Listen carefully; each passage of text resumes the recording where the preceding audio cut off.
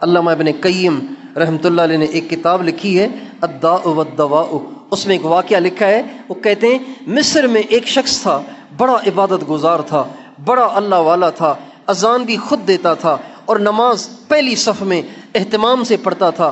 تو اس زمانے میں اسپیکر نہیں ہوتے تھے، مینار ہوتے تھے، بڑے بڑے منارے ہوتے تھے، ان میں آگے اوپر چڑھ کے اس میں اذان دیتے تھے، اس سے آواز دور دور تک جاتی تھی. کہتے ہیں مصر کا وہ مؤذن جو بڑا عبادت گزار اور بڑا پرہیزگار تھا، ایک دفعہ اذان دینے کے لیے منارے پہ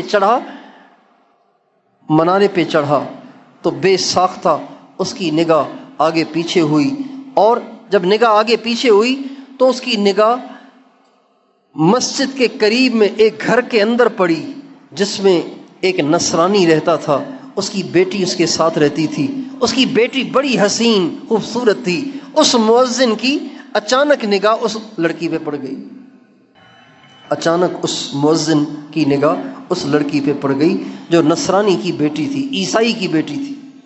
اس لڑکی پہ جو نظر پڑی تو وہ دیکھتا ہی چلا گیا اور ایسا اس کی محبت میں مست ہوا کہ اذان نہیں دی، اذان کے بغیر ہی نیچے اتر آیا اور گیا اس عیسائی کے دروازے پہ. اس کا دروازہ کھٹکھٹایا تو وہ عیسائی باہر نکلا. اس نے کہا کیا کام ہے؟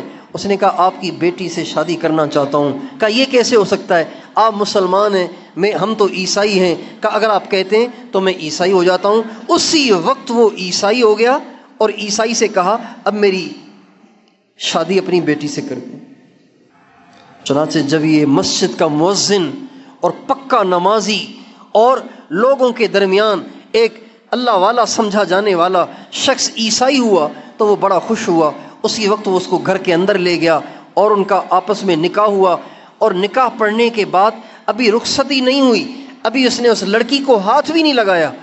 جب وہ گھر کے اوپر کی منزل پہ جانے لگا، سیڑھی پہ چڑھا، اس کا قدم پھسل گیا اور پلٹ کے زمین پہ گرا اور گردن ٹوٹ گئی اور کفر ہی پہ مر گیا. چڑھا تھا اذان دینے کے لیے لیکن مرتد ہو کر واپس آیا اور ارتداد کی حالت میں دنیا سے چلا گیا. یہ نگاہ کی آوارگی ہے. نگاہ کو جھکانے کا عادی ہوتا تو کبھی بھی اس کی نظر نہ پڑتی.